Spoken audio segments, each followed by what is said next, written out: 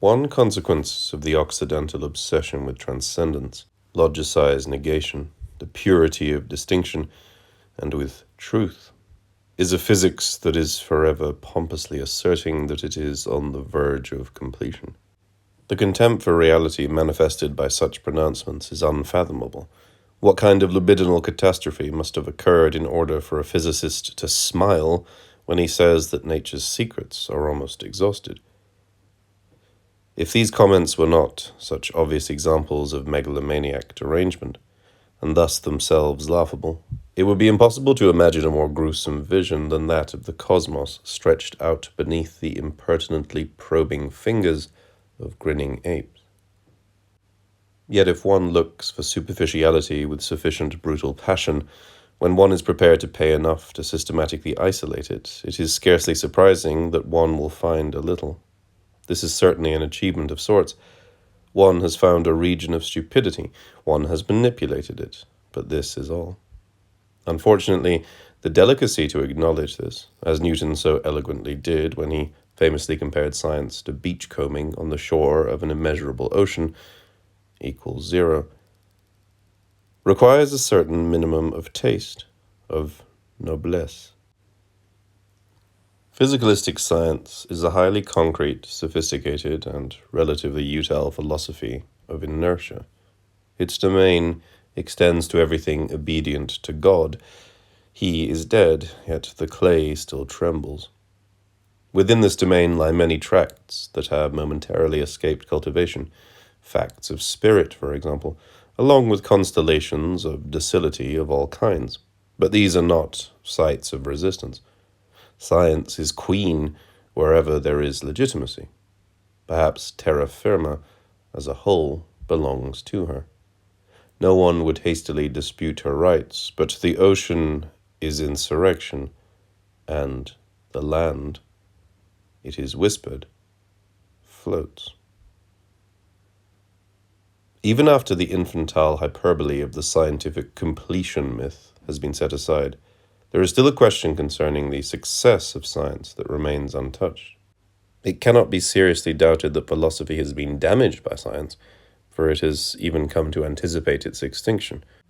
It has now reached the stage where it has lost all confidence in its power to know, where envy has totally replaced parental pride, and where the stylistic consequences of its bad conscience have devastated its discourse to the point of illegibility. For at least a century, and perhaps for two, the major effort of the philosophers has simply been to keep the scientists out. How much defensiveness, pathetic mimicry, crude self-deception, crypto-theological obscurantism, and intellectual poverty is marked by the name of their recent and morbid offspring, Die Geist es Wissenschaften. The first and most basic source of this generalized neurosis amongst the practitioners and dependents of philosophy is their incomprehension of quite how it was that they gave birth to the sciences. They tend to think that they were always bad scientists, or at least immature ones. If only we had been better at maths, they mutter under their breath, as they take a mournfully nostalgic pleasure in the fact that as calculators, Newton and Leibniz still seemed to be neck and neck. What is lost to such melancholy is the fact that philosophy does not relate to science as a prototype, but as a motor. It was the basic source of investigative libido before being supplanted by the arms industry, and if science has not yet been completely dissolved into a process of technical manufacture, the difference is only a flux of inexplicit philosophy. For philosophy is a machine which transforms the prospect of thought into excitation, a generator. Why is this so hard to see? One foolishly asks. The answer quickly dawns. The scholars. Scholarship is the subordination of culture to the metrics of work. It tends inexorably to predictable forms of quantitative inflation, those that stem directly from an investment in relatively abstracted productivity. Scholars have an inordinate respect for long books, and have a terrible rancune against those that attempt to cheat on them. They cannot bear to imagine that shortcuts are possible, that specialism is not an inevitability, that learning need not be stoically endured. They cannot bear ritas allegro, and when they read such texts and even pretend to revere them, the result is, this is not a description without generosity, unappetizing. Scholars do not write to be read, but to be measured. They want it to be known that they have worked hard. Thus far has the ethic of industry come. Curiosity has imperiled itself in its questioning. It has even harmed itself. That it has not traversed its history triumphantly is only one of the many certainties that it suffers from. It is all too obvious that the Russian roulette of the interrogative mode has led to its near extinction, maimed in the brain by the rigorous slug of the natural sciences. For the responses it has provoked have usually lacked even the bitter solace of aporia. To some, the world is beginning to seem a crudely intelligible place, a desert of simplicity, dotted with the stripped bones of inquisitiveness. What if curiosity was worth more than comprehension? This is not such an impossible thought to entertain, nor is it unreasonable to ask after the necessity that has led the motor of thought to be subordinated to its consequences. Resolution could only be desirable if there existed an interest superseding thought. Otherwise, it should be merely a means, the end of which is the promotion of enigma and confusion. That thought has to tolerate solutions is simply an unfortunate necessity. Perhaps not even that. Curiosity is a desire, a dynamic impulse abolished by petrification. It would be an idiocy, although an all too familiar one, to try to preserve it in the formaldehyde of obscurantism and mystique. For an eternal mystery is as devastating to curiosity as any certainty could be. The ideology of thought's exterminators is dogmatism. It scarcely matters of which kind. It is not the ability to preserve riddles that has value, but the ability to engender them. Any text that persists as an acquisition after coming to a comfortable end has the character of a leech, nourishing itself on the blood of problematic and returning only repulsive inertia. The fertility of a text, on the contrary, is its inachievement, its premature termination, its inconclusiveness. Such a text is always too brief, and instead of a draining anesthetic attachment, there is the sting. This book is not of that kind. It slows Bataille down, driving his fleet madness into a swamp of metaphysics and pseudoscience. My refusal to surrender the sun to the denizens of observatories, and the unseemly tussle that results, makes my relation to Bataille somewhat problematic, wrecking large tracts of my text. My relation to scientific knowledge, on the other hand, is nothing less than a scandal. What I offer is a web of half-choked ravings that vaunts its incompetence, exploiting the meticulous conceptual fabrications of positive knowledge as a resource for delirium, appealing only to the indolent, the maladapted, and the psychologically diseased.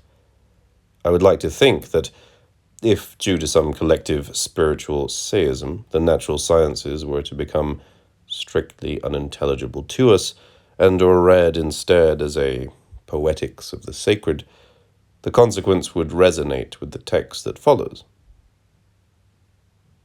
At least, disorder grows.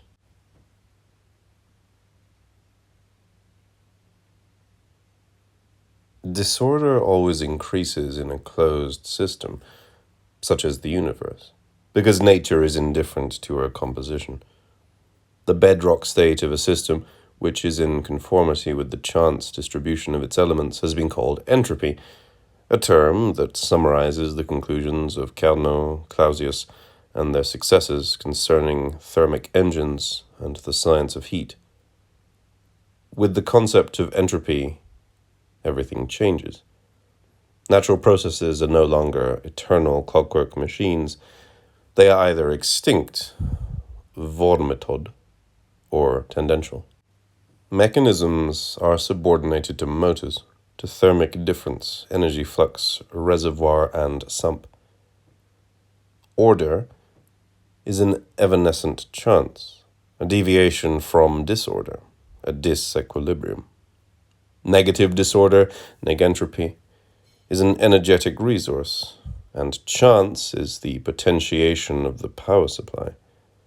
Macht, puissance, as potential for the degradation of energy, as the fluidification of matter energy, as the possibility of release towards the unregulated or anarchic abyss into which energy pours, as the death of God. Upstream and downstream, the reserve and its dissipation. Order is not law but power, and power is aberration.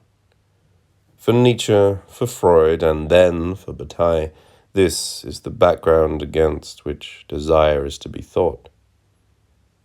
The mega-motor. There is no difference between desire and the sun. Sexuality is not psychological, but cosmo-illogical. Sexual activity escapes, at least during a flash, from the bogging down of energy, prolonging the movement of the sun. A cosmological theory of desire emerges from the ashes of physicalism.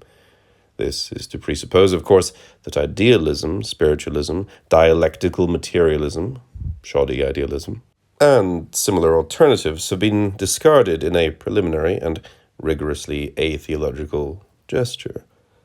Libidinal materialism, or the theory of unconditional, non-teleological desire, is nothing but a scorch mark from the expository diagnosis of the physicalistic prejudice. The basic problem with physicalistic thinking is easy to formulate. It remains implicitly theological. Regression to a first cause is an inescapable consequence of the physicalistic position, which thus remains bound to the old theological matrix, even after the throne has been evacuated by a tremulous deicide. The physicalistic contention is that matter receives its impulsion or determination from without, through the combination of an essential lawfulness that transcends the particular entity and the influence of external bodies or forces. Any intrinsic process, such as decay, results from the expression of natural laws, whilst all extrinsic processes result from the passive communication of an original cosmic fatality. Probabilistic physics makes no essential difference here, since the mathematical, hence formal and extrinsic, determination of probability is no less rigorous than that of causal necessity. Physical matter is therefore unambiguously passive, exhausted by the dual characteristics of transmitting alien forces and decaying according to the universally legislated exigencies of its composition. There is a sense in which scientific materialism has not yet begun, because it has not registered the distance between its representational object and the real matter-energy matrix, insofar as such materiality is irreducible in principle to the form of the concept. This irrecoverable other of intellectual prehension can be designated as chaos, order equals zero, or, to use a terminology in harmony with Boltzmann's thermodynamics, as absolutely improbable negentropy. Lest it be thought that this is an irresponsible sub-philosophical notion brought to scientific materialism from without, let me quote a profound fable narrated by Boltzmann and attributed to his old assistant, Dr. Schwitz, in his 1895 essay on certain questions of the theory of gases. We assume that the whole universe is and rests forever in thermal equilibrium. The probability that only one part of the universe is in a certain state is the smaller the further this state is from thermal equilibrium. But this probability is greater the greater the universe is. If we assume the universe great enough, we can make the probability of one relatively small part being in any given state, however far from thermal equilibrium, as great as we please.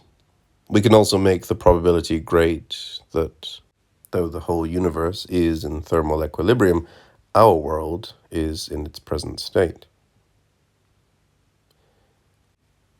It should first be noted that the account Boltzmann gives here is quite possibly the only conceivable physicalistic atheism, at least if the second law of thermodynamics is to be maintained.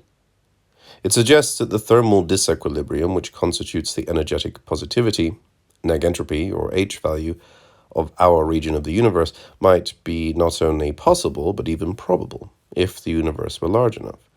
Thus, the reality of negentropy would be adequately explained probabilistically without the need for theological postulates of any kind. Boltzmann's account introduces a conceptual differentiation between probable and improbable negentropy. The latter, were it to exist, posing an implicit problem for thermodynamics.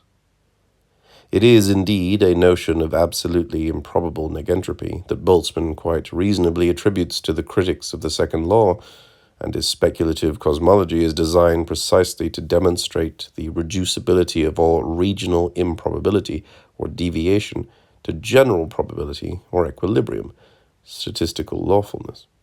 General or absolute improbability would be the character of a universe whose enigmatic positivity was statistico-physically irresolvable. This is not to say that the empirical demonstration of absolutely improbable negentropy could ever disprove general statistical mechanics, since no level of improbability can be strictly intolerable to such a perspective.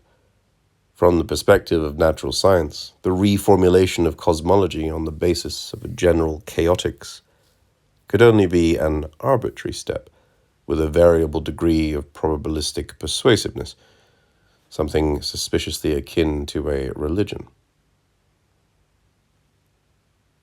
In his argument with Zermelo, Boltzmann develops the ideas sketched in the text already cited, although the fundamental thought remains the same.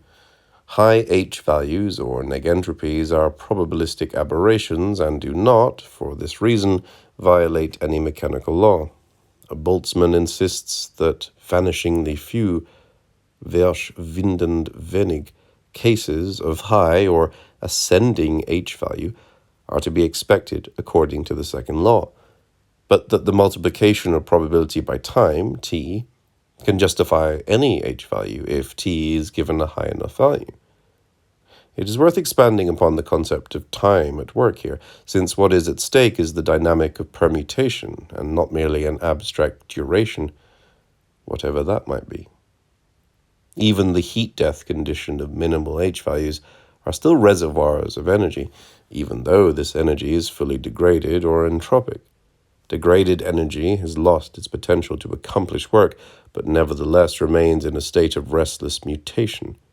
The fact that such mutation is, from a probabilistic perspective, highly unlikely to register the significant change in H value does not mean that it ceases to run through perpetual permutation.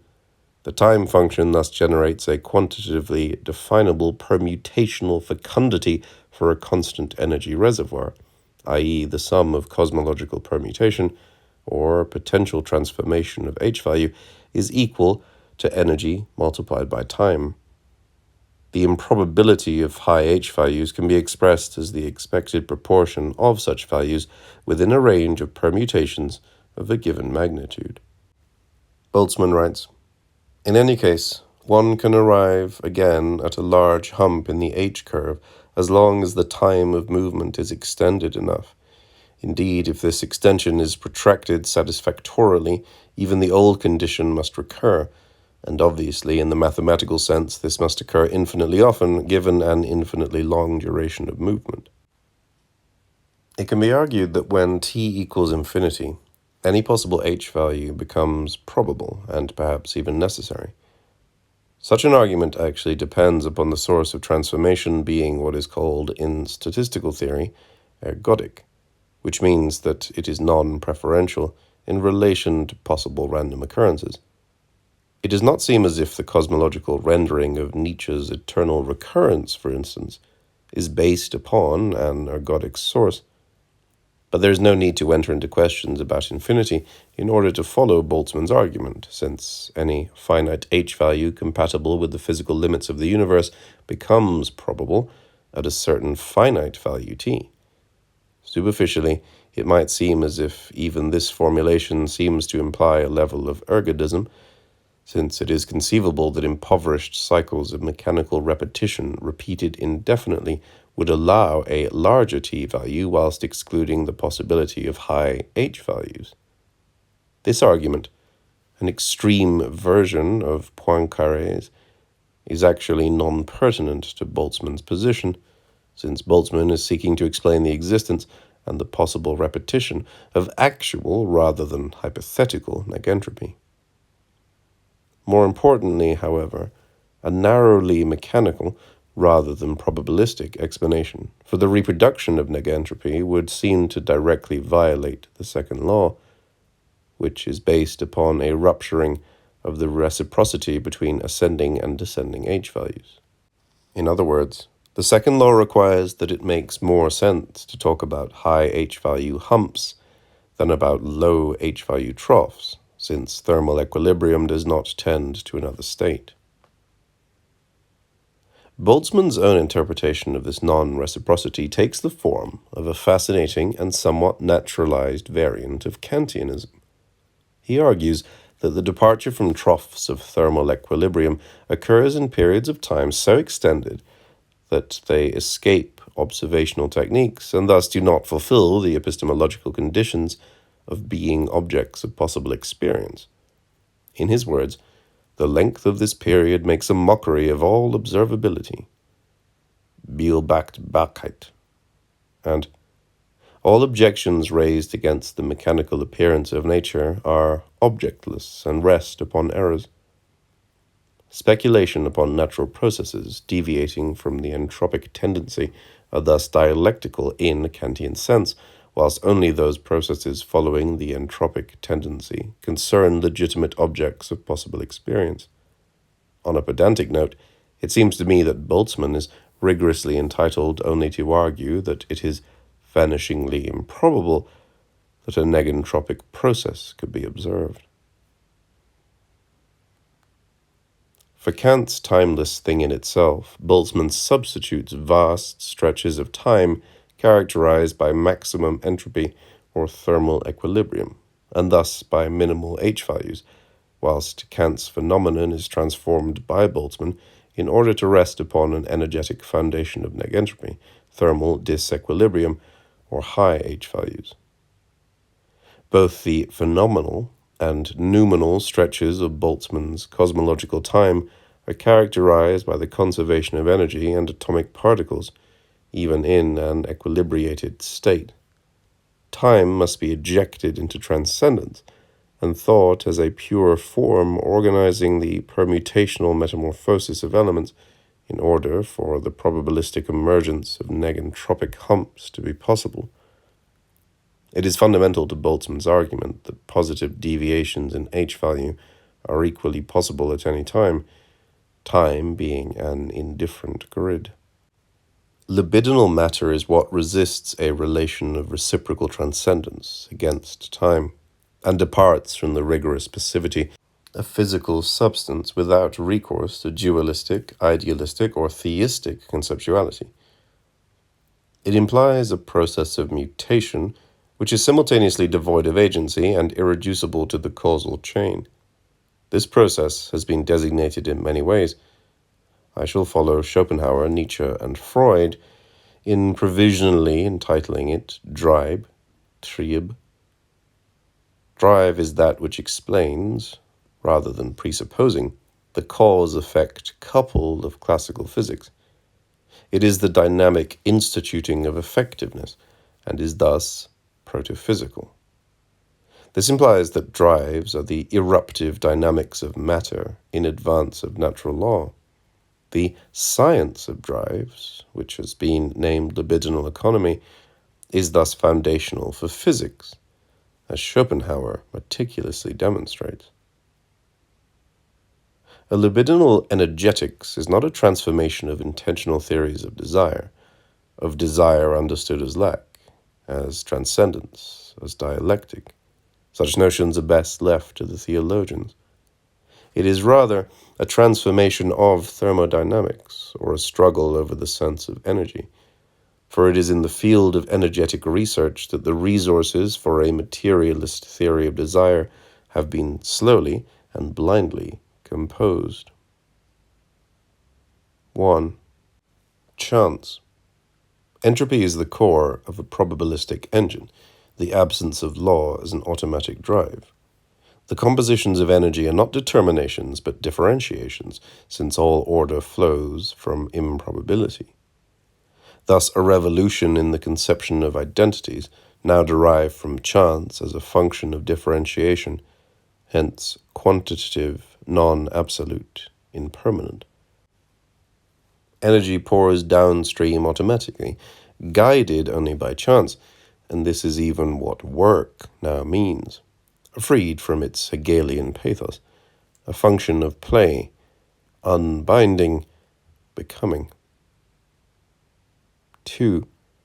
Tendency. The movement from the improbable to the probable is an automatic directionality, an impulsion. Entropy is not a telos, since it is not represented, intentionally motivating or determinate. It nevertheless allows power, attention, and drive to be grasped as unidirectional, quantitative, and irresistible forces. Teleological schemes are no longer necessary to the understanding of tendential processes, and it is no longer necessary to be patient with them. They are superfluous.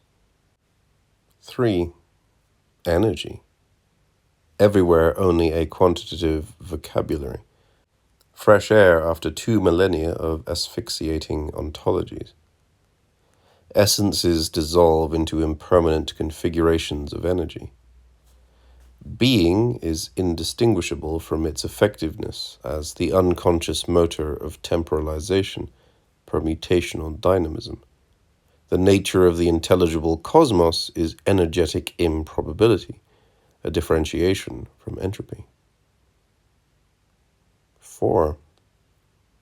The laborious pieties of Geisteswissenschaften, signs, thoughts, ideologies, cultures, dreams, all of these suddenly intelligible as natural forces, as negentropies. A whole series of pseudo-problems positively collapsed. What is the relation between mind and body? Is language natural or conventional? How does an idea correspond to an object? What articulates passion with conception? All signals are negentropies, and negentropy is an energetic tendency. The thermospasm is reality as undilute chaos. It is where we all came from. The death drive is the longing to return there, it itself, just as salmon would return upstream to perish at the origin. Thermospasm is howl, annihilating intensity, a peak of improbability. Energetic matter has a tendency, a Todestrieb. The current scientific sense of this movement is a perpetual degradation of energy or dissipation of difference. Upstream is the reservoir of negentropy, uneven distribution, thermic disequilibrium. Downstream is tohu bohu, statistical disorder, indifference, vormethod. The second law of thermodynamics tells us that disorder must increase, that regional increases in negentropy still imply an aggregate increase in entropy. Life is able to deviate from death only because it also propagates it, and the propagation of disorder is always more successful than the deviation. Degradation profits out of life. Any process of organization is necessarily aberrational within the general economy, a mere complexity or detour in the inexorable death flow, a current in the informational motor, energy cascading downstream, dissipation. There are no closed systems, no stable codes, no recuperable origins. There is only the thermospasmic shockwave, tendential energy flux, degradation of energy. A receipt of information, of intensity, carried downstream.